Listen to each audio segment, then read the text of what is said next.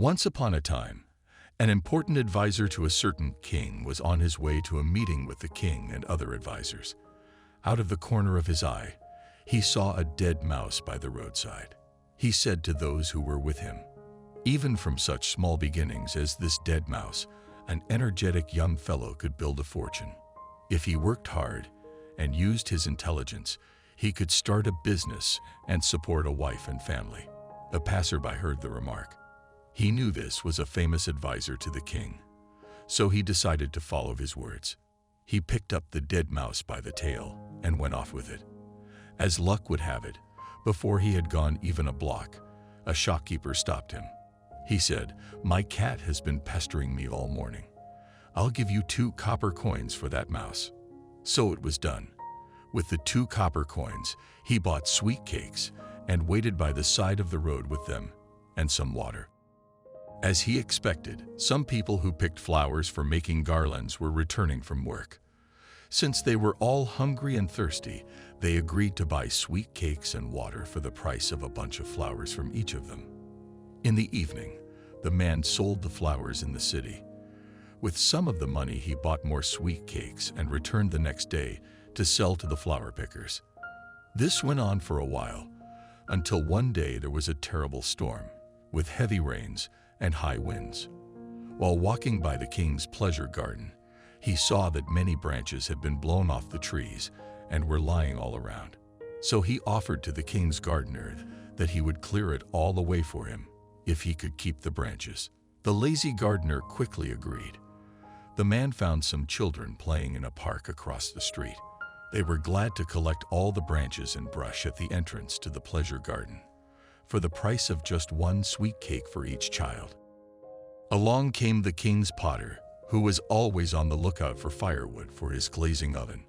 When he saw the piles of wood the children had just collected, he paid the man a handsome price for it. He even threw into the bargain some of his pots. With his profits from selling the flowers and the firewood, the man opened up a refreshment shop. One day, all the local grass mowers, who were on their way into town, stopped in his shop. He gave them free sweet cakes and drinks. They were surprised at his generosity and asked, "What can we do for you?" He said there was nothing for them to do now, but he would let them know in the future. A week later, he heard that a horse dealer was coming to the city with 500 horses to sell. So he got in touch with the grass mowers and told each of them to give him a bundle of grass. He told them not to sell any grass to the horse dealer until he had sold his. In this way, he got a very good price. Time passed until one day, in his refreshment shop, some customers told him that a new ship from a foreign country had just anchored in the port. He saw this to be the opportunity he had been waiting for. He thought and thought until he came up with a good business plan. First, he went to a jeweler friend of his and paid a low price for a very valuable gold ring with a beautiful red ruby in it. He knew that the foreign ship was from a country that had no rubies of its own, where gold too was expensive. So he gave the wonderful ring to the captain of the ship as an advance on his commission. To earn this commission, the captain agreed to send all his passengers to him as a broker. He would then lead them to the best shops in the city.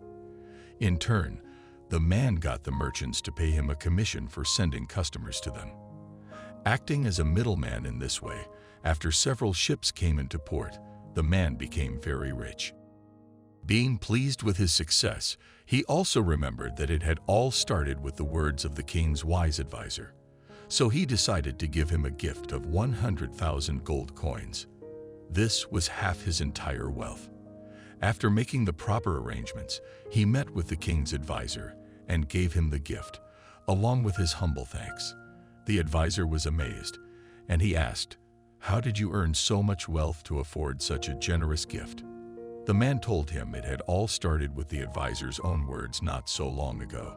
They had led him to a dead mouse, a hungry cat, sweet cakes, bunches of flowers, storm-damaged tree branches, children in the park, the king's potter, a refreshment shop, grass for 500 horses, a golden ruby ring, good business contacts, and finally a large fortune. Hearing all this, the royal advisor thought to himself, It would not be good to lose the talents of such an energetic man. I too have much wealth, as well as my beloved only daughter. As this man is single, he deserves to marry her. Then he can inherit my wealth in addition to his own, and my daughter will be well cared for. This all came to pass, and after the wise advisor died, the one who had followed his advice became the richest man in the city. The king appointed him to the advisor's position. Throughout his remaining life, he generously gave his money for the happiness and well-being of many people. The moral of story is, with energy and ability, great wealth comes even from small beginnings.